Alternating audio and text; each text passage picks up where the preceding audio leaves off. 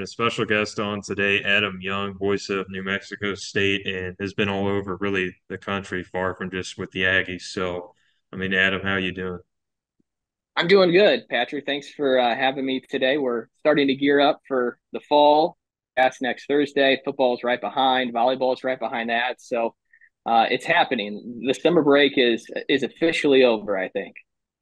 Yeah, and can you just give us a breakdown of, all the roles that you're in and what you're responsible for as well with New Mexico State and the other broadcasting things? Yeah, so I work for a company called Van Wagner. They have our multimedia rights. That actually happened not too long ago.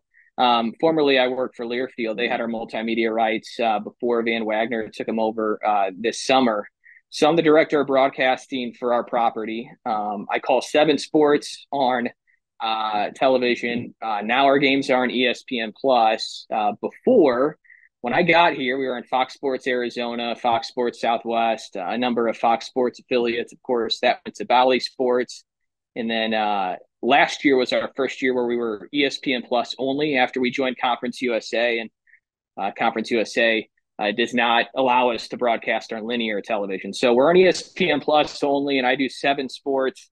I do a number of sports on radio, host coaches shows, podcasts, video content, and I do a bunch of other stuff for the property as well. So kind of a jack of all trades. Got my start, Patrick, in minor league baseball, and I feel like that was pivotal to what I do now as far as getting experience and pretty much everything, and being able to be a Swiss Army knife and a valuable part of the property. For those that do not know, Yeah, Learfield definitely owns a lot of the properties as far as the yeah. college sports around the country. That's a big move there for Adam. And when did you land with New Mexico State, and how were you able to get into that current role? Yeah, it was a job that was open early in my career. I think I was 25 and New Mexico State had a TV job open. And the funny thing is, and I don't think a lot of people know this, it was actually my second time interviewing for the job. 2 years prior, I finished runner up for the same job. Well, don't burn bridges. Sent thank you. Did not get it. Was devastated 2 years before I actually got the job, and then they reached out to me 2 years later after the person that was in the role took a radio voice job at a different Division I school. So it reopened. They reached out to me. It was super late in the process, and on the application stuff, it said their games were on Fox Sports Arizona, which I knew, and I jumped at it. I wanted to do TV play-by-play, and it was the opportunity to do it.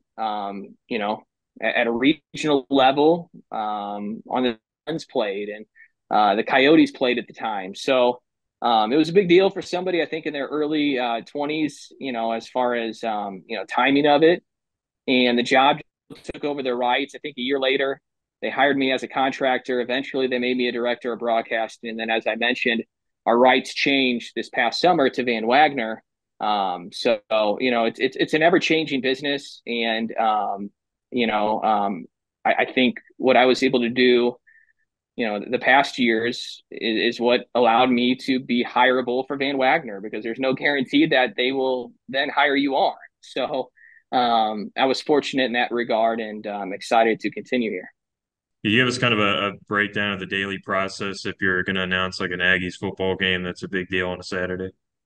Yeah, it's a long process. A while ago to get ready for the season, but when you're in the thick of it, you have a pretty good idea of the team that you're calling. So that certainly helps. It's not like you're parachuting in for ESPN and you're trying to learn two teams. So that helps the process. It's more or less trying to really learn the opponent, and then brush up on the Aggies and that side of things. But I tell people football is a bear. It takes, I don't know, 24, 36 hours to effectively prepare for a game. I watch a lot of film. Um, it happens so fast to the point where I want to be able to not have to look down at my spotting board all that often. So, especially like the playmakers, the quarterback, the wide receivers, the key guys, the running backs, maybe a tight end or two, like you should know what they look like before you even enter the facility. And you should know what their number is and who that is. And, facial features for other sports. Obviously, it's a little harder to see somebody in the face when they're on the football field, but, body types, just easy identification pieces that can help you identify somebody quickly. because the game happens fast. I call volleyball at this level and able to call the game effectively without looking down at my board. So that's crucial. A lot of film watching, a lot of studying. You go to practices, get the boards ready. I'll type in the name, the number, the hometown, the position, that kind of stuff. But for the most part, I'm handwriting most of the statistics and factual info and background storylines. Yeah, that makes a lot of sense. And so, with that being said, though, do you, versus preparing for a football game and preparing for a basketball game, I mean, which one would you say is more tedious process? And like, how do you manage juggling all the prep though for a big football game versus like a basketball game? There's a limited number of players, but there's more games. Yeah, football is way difficult. It's just it's different than any other sport you're prepping for. Way more people, a lot of different stuff that can happen. Um, Sometimes it's hard to see the ball. It's hard to identify stuff that's going on. I feel like you have a leg up more than other sports if you played it at a higher level, just because you can see stuff happening before they happen. And I didn't play football. I mean, I never played football growing up, so um, it's maybe a little different for me than basketball is that I played at a higher level. But it's just way different. And you prepare for every sport differently. I feel like in volleyball, I'm doing more work before the match, just studying names, numbers, and features, just so you can identify a player quicker and you're not behind the action. Baseball is way different, right? Because there's not as much, prep work that goes in a couple of days before. It's a mad scramble when the lineup comes in and you're trying to get all that information in. And I've changed the way I prepare for baseball uh, much differently. I'm writing down on a note card a bunch of notes for each player days before, because sometimes you might not get that lineup until an hour before first pitch, and that's not the time to be writing stuff in your scorebook. So I prepare my scorebook way ahead of time.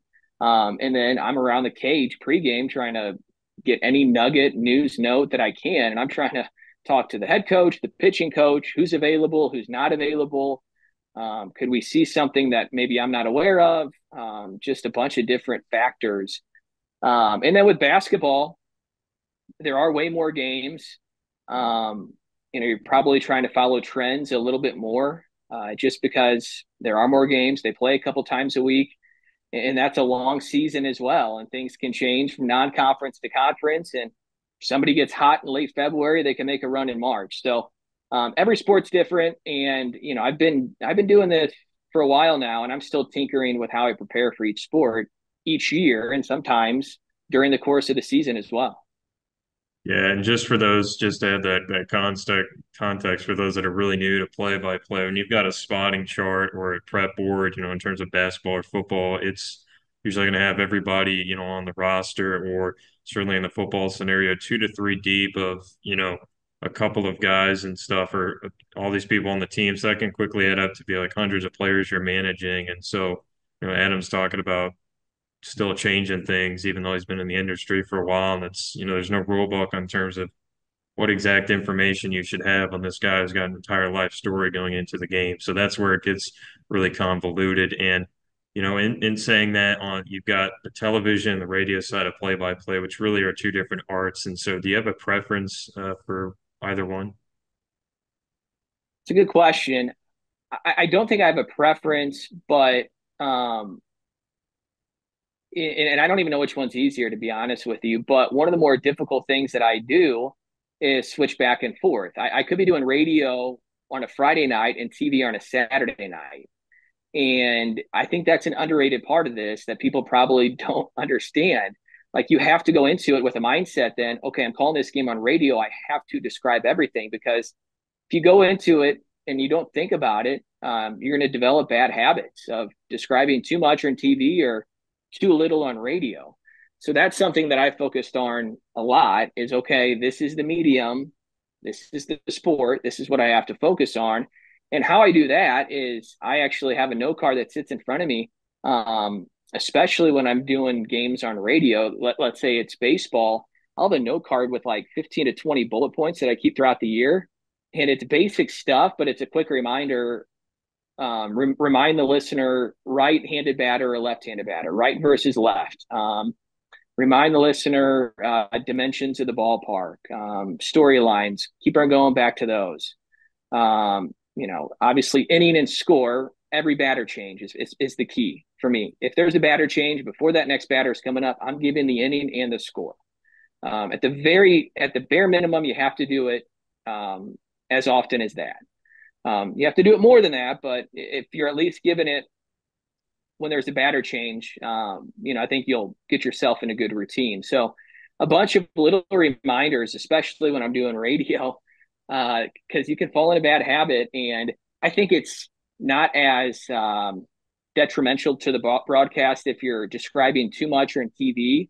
But if you're describing too little on radio, then the person listening in the car or, at work or wherever has no idea what's going on. So I've heard television broadcasters that describe way more than others and kind of call it a little more radio style, which to each their own. That's not as big of an issue. But if you're doing a radio game, you have to describe, and that's the challenge. I have more experience probably now in television, which when I took this job was the exact opposite. I took this job because I didn't have much TV play-by-play experience, and it's hard to get. I think it's flipped now where I'm more of a TV guy than a radio guy than I certainly was when I got here. Yeah, and when you're on radio, it can get because of that level of description that the listener could have on, let's say, a ground ball to third.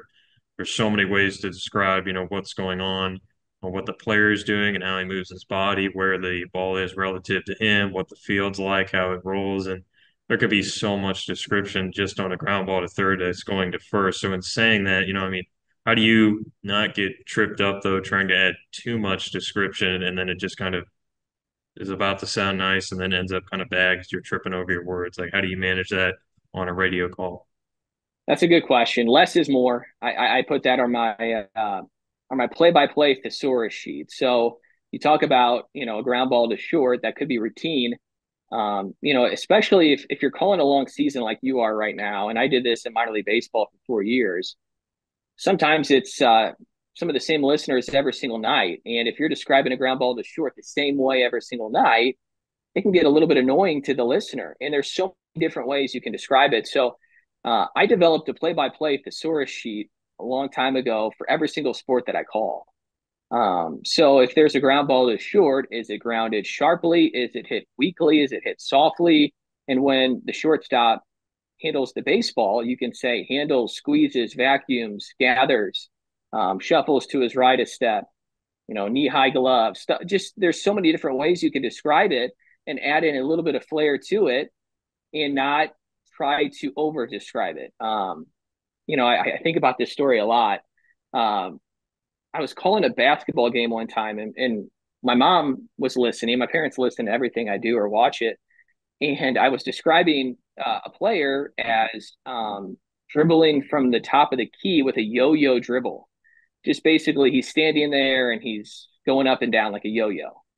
And I got done with the game. My mom said, "Hey, I heard you say yo-yo dribble. I have no idea what you're talking about." And I explained it to her and she's like, "Oh, that makes sense." But I still didn't understand it. And I said to myself, if she didn't understand what that meant, then why am I saying it? Because you don't want to speak over the listener. And your job on radio is to describe the action. And if they can't picture what a yo-yo dribble is when you say it, then why do you use it? So I put that one in the recycle bin pretty quick. And you could just say it's a hip high standstill dribble at the top of the key. And it's, you're not speaking down to the listener, but you're not also speaking over their head. And, there's stuff like that that pops up every once in a while where maybe I said something and somebody who was watching or listening said, "Hey, can you explain that to me?" Maybe it was analytical with the baseball game or something along those lines. And, whenever somebody says that, you better think twice about what you said, because the knowledge of the game of the people that are watching or listening, it varies. There might be a diehard fan that doesn't know the game at the level that maybe you know it or the analyst knows it. So you want to make sure that they can follow along accordingly.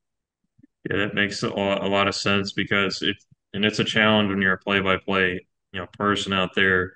Obviously, you want to hear yourself mix up the vocab, but it can get a little intense, and that's also something that for those that are unfamiliar, like on the television side, when they're writing scripts for people for a broadcast audience, and you're hearing an anchor talk, a lot of times it's purposely, sort of almost I don't want to say dumbed down, but made for like an average person to be able to listen to and fully understand. So that is going on behind the scenes. And so, getting kind of throwing it back, what was it like early on in your career though in broadcasting? Because that's probably maybe the toughest part.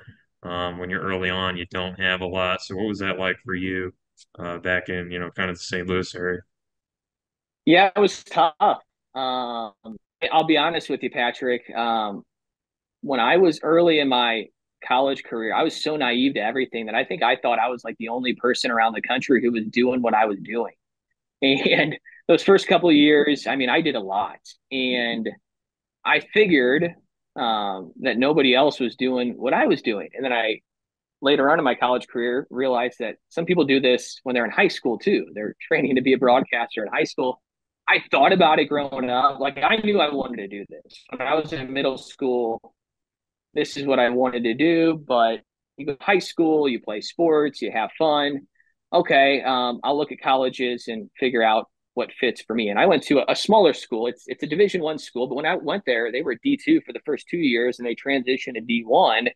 It's called SIU Edwardsville, and basically their campus radio station had credentials to the St. Louis Cardinals, the St. Louis Blues, and the Rams were in St. Louis at the time. And that was a big selling point for me going there. I figured, I could rub shoulders with some people in the St. Louis market, potentially get some internships, some opportunities, and that did come about. Worked at ESPN radio in St. Louis for I think 2 Cardinals baseball seasons, had a bunch of other opportunities through this, and I did everything possible every day to set myself up for the future. And then senior year rolls around, and STAA does their All American broadcaster thing, and I got in the top 20. I finished 20th, and I was ecstatic. But then I was looking at all the names, in front of me, behind me, looking up their stuff, and I realized, oh my gosh, everybody else is doing just as much, if not more. And it's people at Indiana, Missouri, Miami, a lot of those bigger schools. And that's when I realized, okay, this could be really competitive. And then, I mean, I caught some breaks. Started my career in Fayetteville, North Carolina, doing summer collegiate ball. Right out of that, I got a #1 pro job with the Gateway Grizzlies, where I had interned 2 summers prior. The GM told me flat to my face, "You're not the best broadcaster in this pool. In fact, you're probably not the 10th best broadcaster in this pool, but I feel like you're going to work the hardest." And they could probably pay me the less. So I got that job, and it probably, it changed my career, because if I don't get that job, I don't know what happens. They let me freelance. I was full time, had salary, benefits, and I could actually make a living doing this. And then things kind of just fell into place from there. But there's been bumps in the road. You get to a point, and it, and you get to a certain point too where it really becomes competitive. And you go up for jobs with buddies in the business that you don't really talk about it with them, but you're both going up for the job, and you're thinking, he's really good. How am I going to get this, over him or over this person? And the fact of the matter is, when you get to a certain point in your career, when you're able to, go after some of these Division I jobs, if the collegiate route is what you're trying to do, there's only 2 or 3 of them that open each off season, and that's where it gets tough.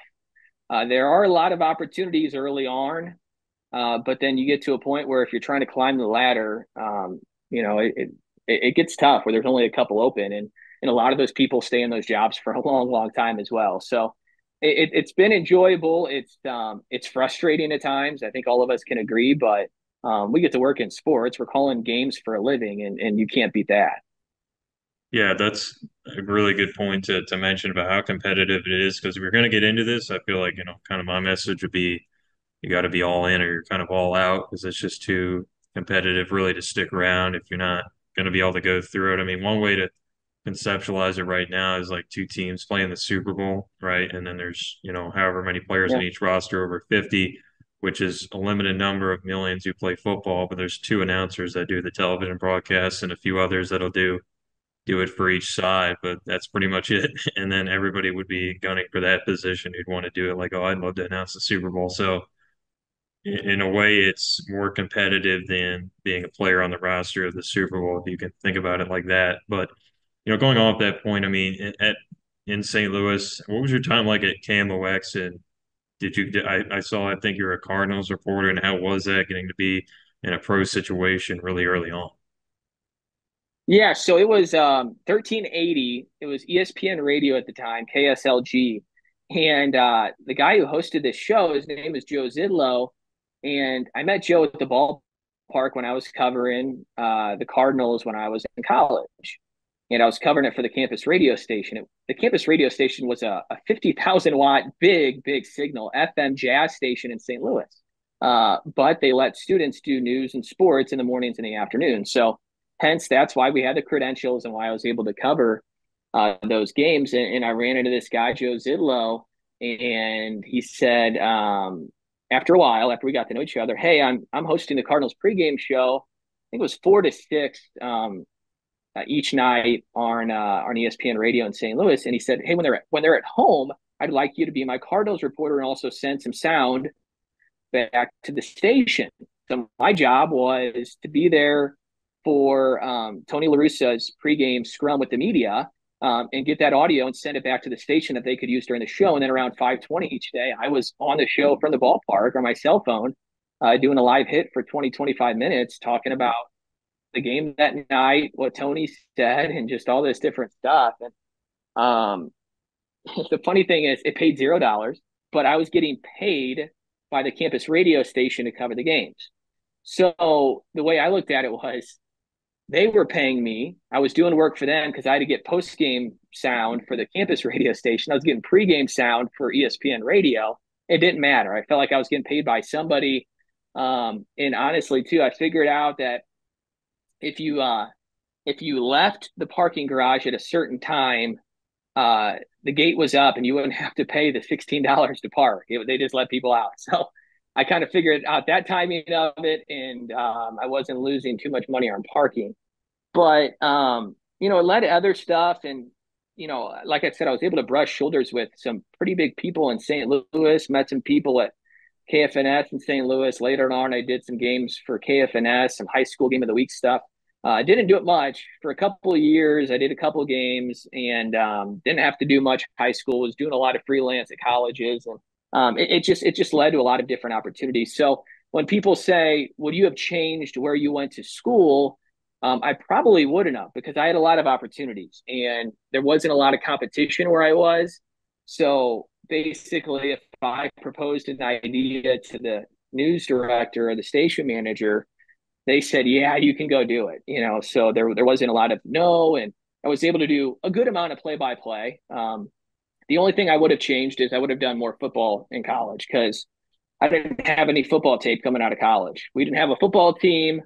I didn't do a good enough job, looking back, of just trying to find games to do mock broadcasts. So I was behind in football for a while. But the last 6 or 7 years here, I've been able to pick it up, and they basically gave me the football TV play-by-play role here on Fox Sports Arizona, with like 4 or 5 Division II football games under my belt, and I kind of had to learn on the fly. And so I was lucky, in that. And but that's something, looking back, that I wish I had more of.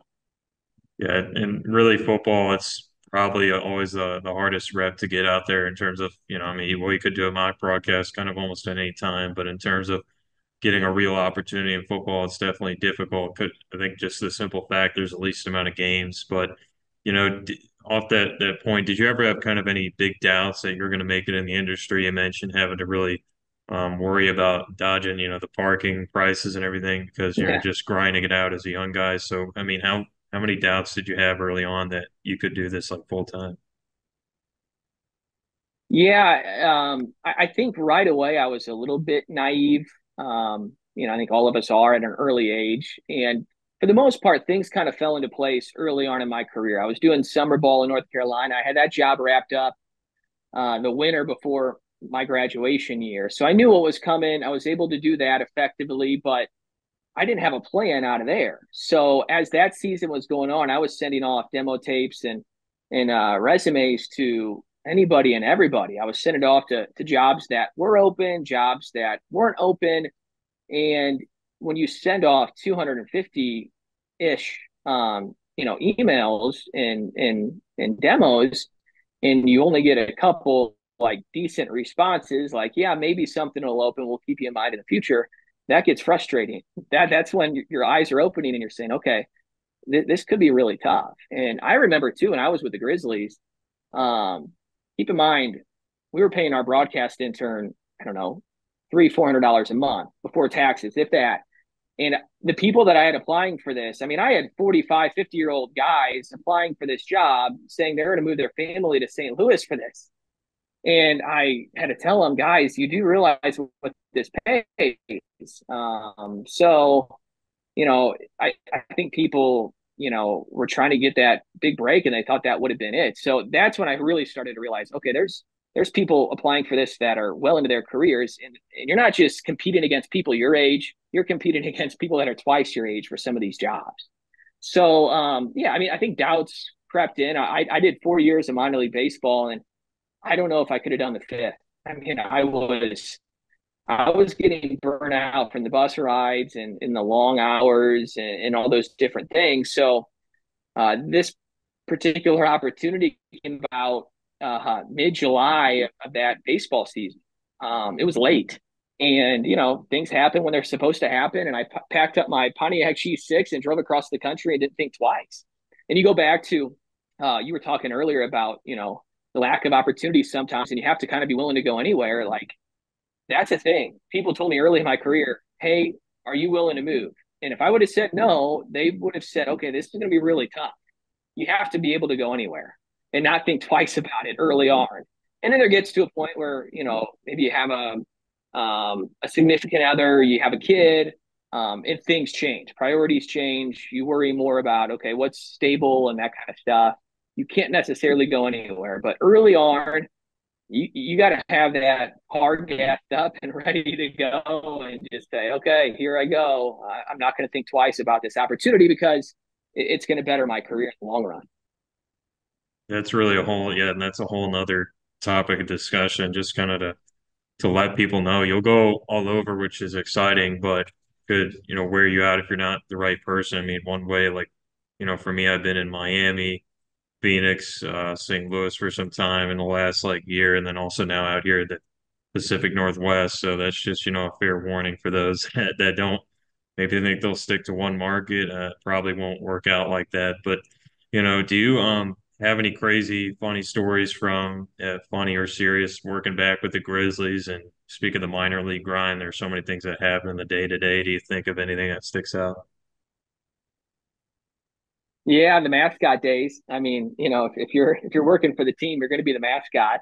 And I think back to even before that summer that I was doing summer collegiate ball. I was the voice of the team. I was their director of media relations, but I mean, the laundry list of things I did.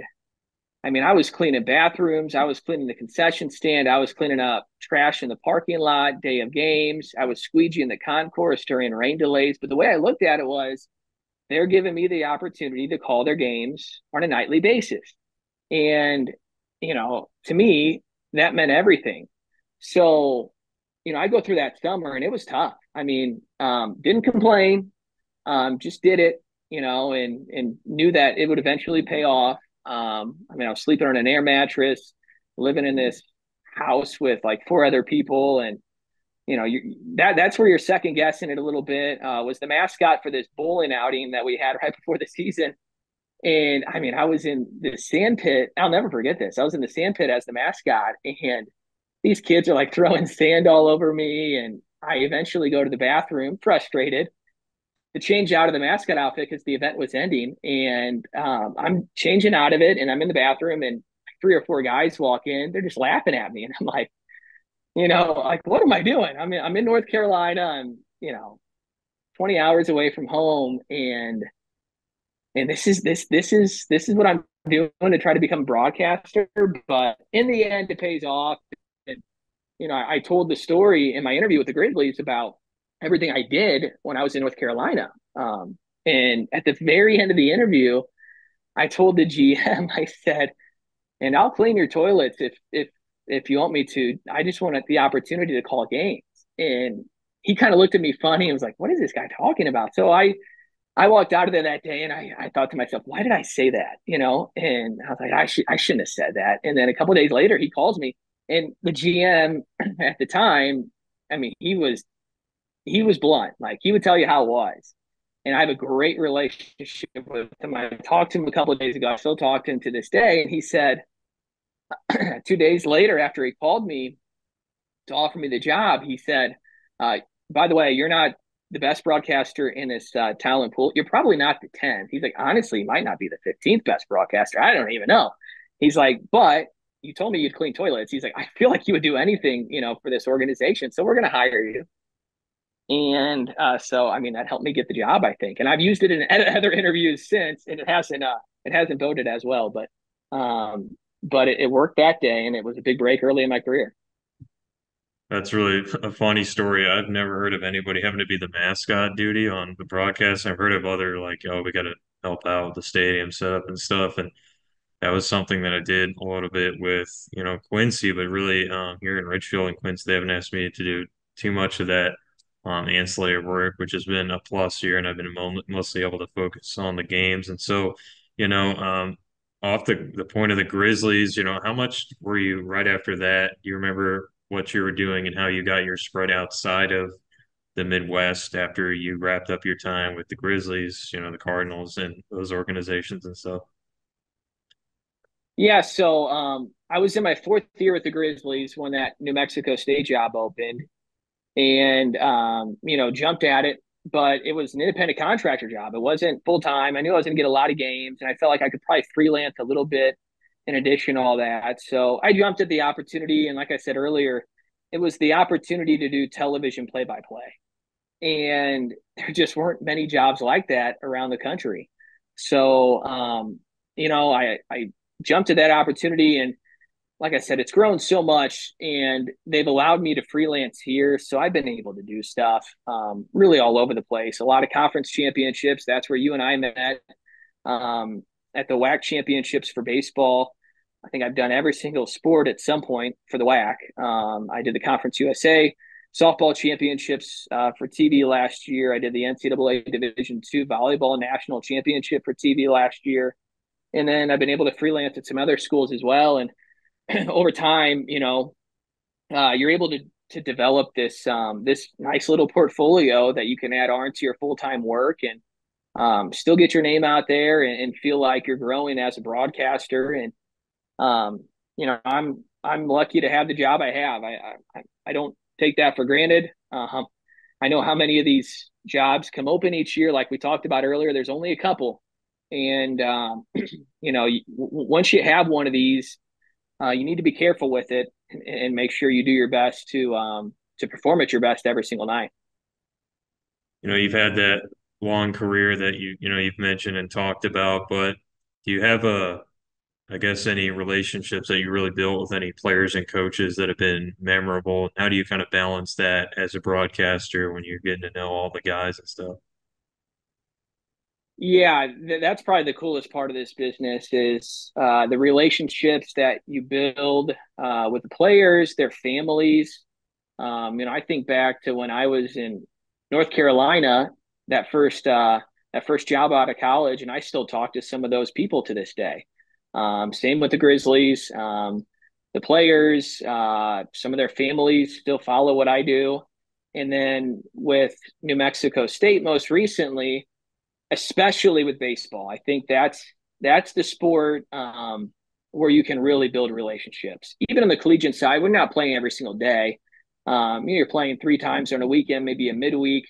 I used to travel with the team. I don't anymore because I do all of our television. So when baseball's on the road, I'm home doing softball TV. But we have 3 big leaguers right now, and I still talk to all 3 pretty consistently to this day. Their families, probably top 5 coolest moments I've had since I've been here.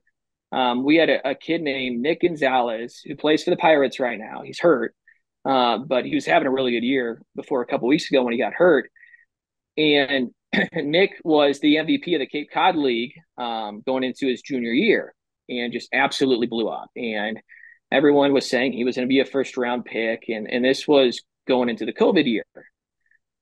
He hit 448 with 12 home runs in 16 games during the COVID year, and then everything stopped. But he ended up getting drafted 7th overall by the Pirates. And everybody knew he was a top 10 pick. So he was having, a watch party at his family's house in Tucson.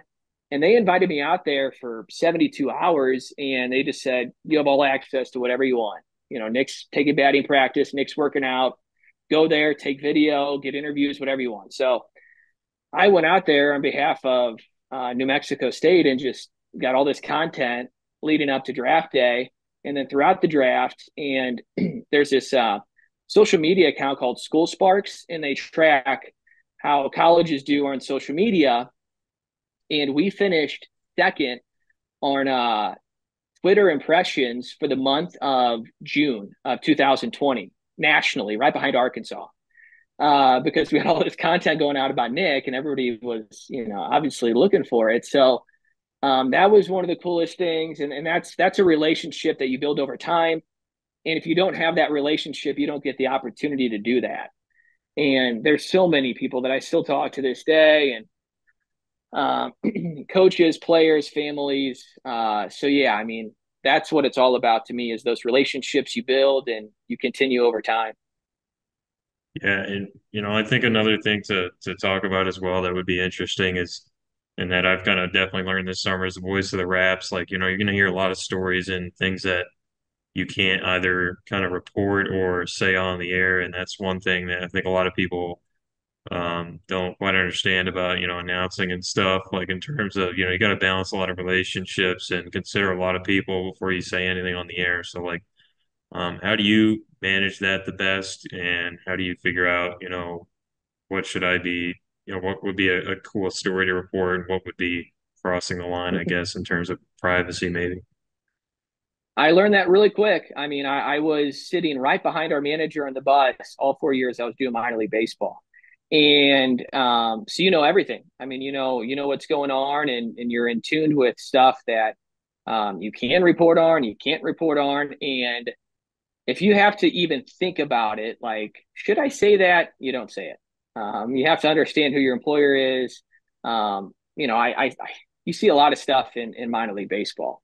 There might be a relief pitcher who on getaway day has to come to your room because you have one of the rooms that has a late checkout on getaway day. And he mentions, I was out at the bar all night last night. And then he comes in the 8th in a 2-1 game and he blows the game. And you know why he's probably not fresh. I mean, that stuff happens all the time. And minor league baseball teaches you so much, because some people can't handle that. Are you going to be the guy who goes out the night before broadcast and hangs out with the players and isn't ready to go the next day? Or are you going to be the guy that is professional, can still build and maintain a relationship with the players without crossing the line? And they have to be able to trust you. And here's the thing, like, the girlfriends are listening, the parents are listening. You can be honest without being brutally honest. I had a guy come up to me, I'll never forget this. I think he was like a 4th or 5th rounder with the Cubs and just never really had a great affiliated career. Got released, went to independent ball, was struggling.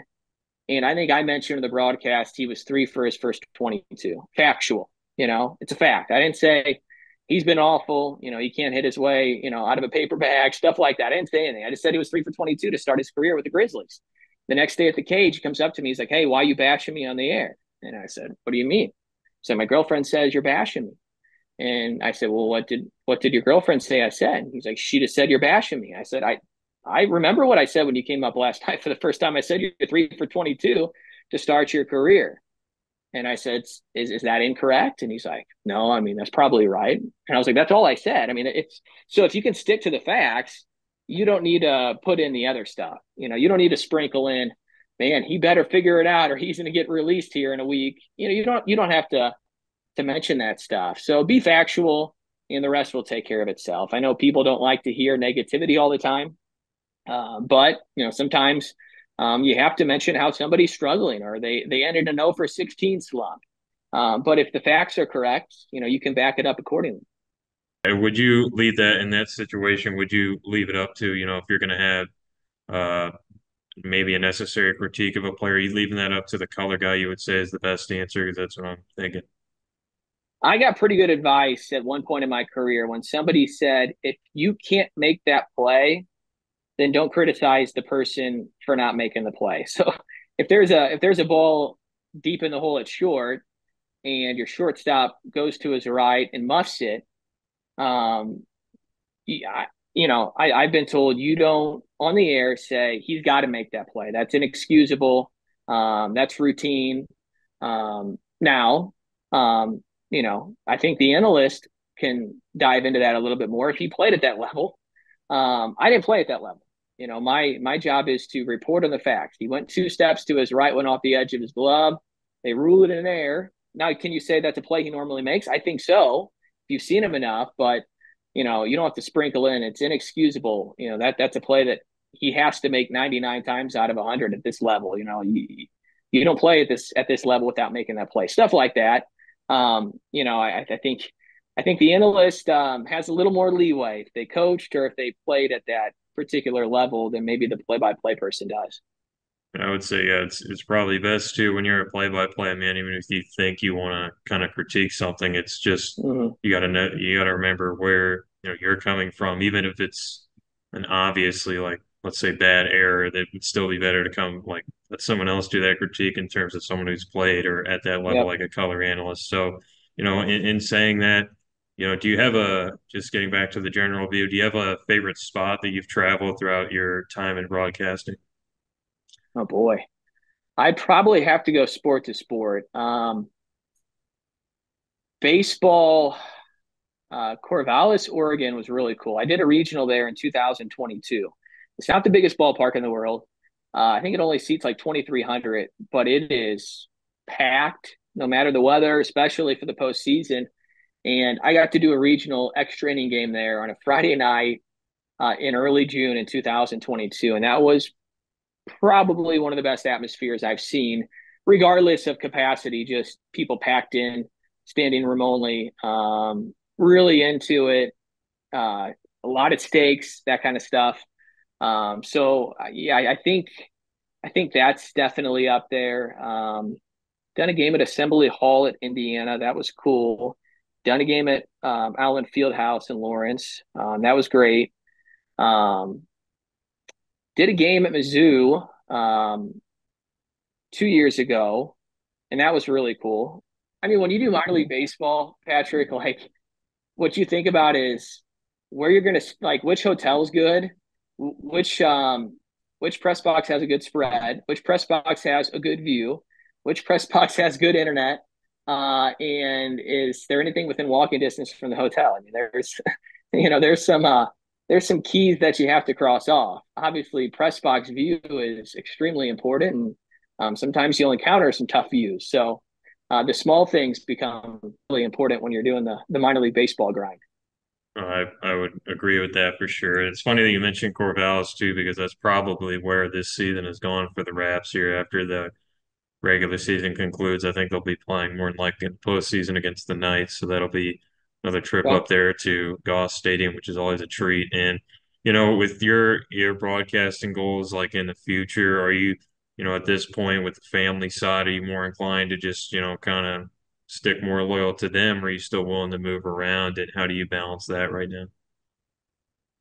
Yeah, we're still chasing it. I don't think that'll ever stop. I have a very supportive wife. We have a young child, which does make it tougher. But my wife was a long time college basketball coach, so she gets to the side of the business for sure. Um, and that's important too. I know a lot of people that they didn't have a significant other who was willing to move, and I don't want to say you get stuck, but you're unable to relocate. So, my goal, I'll say this, Patrick. My goal early on in my career, when people said, "What's your dream job?" and I always said the St. Louis Cardinals. That's my dream job. And after a couple of years, I talked about it to people and they said, "Oh, do they have an opening?" Well, no, Mike Shannon at the time, Jack Buck was there forever. Dan McLaughlin was the TV voice at the time still, and Dan had been there for 20 plus years. So people would say, "Oh, do they have an opening?" And I'd say, "No, they haven't had an opening in, 40 years on radio, 20 years in TV." Uh, and then I was like, you know what? I think my goals need to be a little bit broader. And it just got to the point where I said, you know what? I just want to do the biggest games at the highest level. And I think if you have that mindset, it'll take you where you need to be. Um, and I love it here.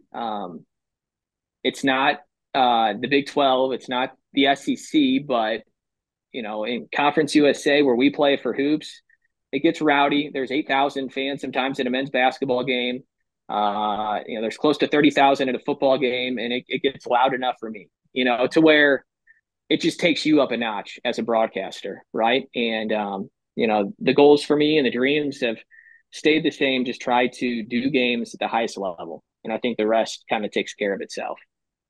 That's a great message, and I think you're definitely going to get up to wherever you're chasing the way it's gone for you over those last few years, and just looking at your success so far. And by the way, do you have a best advice, a piece of advice to young broadcasters that are looking to break into play-by-play, especially those that they're looking at like, okay, you're telling me it's all competitive, and I want to get into this thing, but I Yeah. don't know where to start. What would be your best advice? I think if they're still in college and they still have time, my mindset in college was, how am I going to put myself in the best position to succeed when I get out of here? And that's different for everybody. For some people, it's summer collegiate ball. For other people, it's a small radio station in Iowa. For some others, it's maybe you get an internship for the first time that's unpaid, but it's an opportunity. You try to put yourself in the best position to have success. I know a lot of people that were really good broadcasters that couldn't get that first job. And once you get the first, then you look towards the second. Don't look past each job. I know everybody wants to be the voice of Alabama, but the voice of Alabama, that job is way down the road because you need certain criteria to even be considered to be the voice of Alabama. So think about that first job in college. What am I doing every single day to put myself in position to have success when I'm done here? And something will open up. And then be your best at that job, and then keep on grinding to get to that second job, and then the third job, and maybe you spend longer in that third job than you thought you would. I think you talk to everybody and they say, "Oh yeah, I was only supposed to be here for a year or two." Well, you don't know how long you're going to be there. And I always think about this too, that the job that you currently have, there's a lot of people that would do a lot to be in that role. No matter where you're at, doing small station stuff, summer collegiate, minor league, Division 3, Division 2, Division 1, wherever. There's people that would do a lot to be in that current role that you're in. So do the best you can every single day to get better. I mean, and networking is vitally important. I've told you that, Patrick, and you do such a good job at that. Networking, I think it's, especially early on, it might be more important than your demo.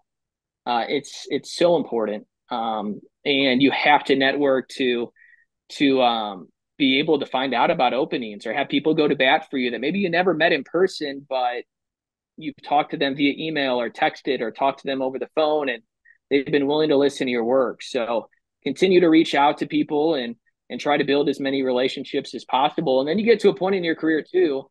And I tell young broadcasters this all the time: be more than just a play-by-play. Do content, do social media. If there's an opportunity to sell anything with your team, single game tickets, group tickets, whatever, get experience doing it. Be the mascot. I mean, just literally do everything possible. So then down the road, you can say, well, I did this, this, and this, and I can provide more value to your school or your organization than just play by play. Because once you get to a higher level, once it gets down to the final 15-10, everybody can do play by play at a high level. And you probably can't decipher much from the different tapes. It's a subjective business. Once it gets to that point, it's what else can you do? everybody can do the play-by-play at that point. How are you going to provide more value to the organization, the multimedia rights property, whoever you're trying to work for? How can you provide more value than just being the play-by-play? 15, 20 years ago, that was a thing. Like, you did the play-by-play, you did the coaches show, and that's all they wanted from you. That's all they needed from you. But now, like, you need to be way more than just that, and need to be able to be efficient in a lot of different areas. I think that's great because it's probably the more value you bring in, more dollars you can bring in some sort of Yep, capacity, I'm sure is going to up your value and absolutely. ultimately make you a better candidate. So that's something that's great, and also is I guess the good part of being living in the more modern century. We have those amenities, but they are necessary for you to knock down if you want to be up in the calling. And just last thing, Adam, where do you kind of see yourself in the next 5 to 10 years, and what are your bigger goals? Wow, that's a good question. Yeah, I mean, I think right now where I'm at, I think the goal is to be the voice of a Power Five program. I think the trajectory that I've kind of been on, I've kind of stayed in the collegiate route. I'm not going back to minor league baseball. I'm just not. I think that ship's passed as far as how much of the grind I'm willing to do with the family now, and the collegiate avenue. While it is a grind, it's not. You're gone from your family for 4 or 5 months out of the year, and that's just kind of what it is. As a minor league baseball broadcaster, so probably staying in the collegiate route, in the Power Five level. I guess the Power Four now is the ultimate goal. I think for anybody that's doing games like I am at the mid-major level in Conference USA. So, but I've learned that you can't force anything. It'll happen when it happens. I don't want to say a heartbreak, but you know, close calls and maybe jobs that you thought you were going to get that didn't get. It's part of the process. It happens to everybody. You're not the only one. And if you treat people well, you do the right things, you try to get better every single day, and you continue to improve in a bunch of different areas, the rest will take care of itself in the end. And Adam, thank you so much for the time. And certainly anybody out there can find Adam all over the New Mexico Yep. State with the Aggies, also on a ton of network broadcasts like the Western Athletic. And so he's doing a ton of great work out there, and we do wish him the best. And surely I think he's just going to grow even more, and it's going to be seen by even more eyeballs and heard over the airwaves by more people as things go on. But Adam, again, I really appreciate you taking the time. That about wraps up this edition of the Announcers Hour. And I wish you the best of luck moving forward. Thanks, Patrick. Thanks for having me.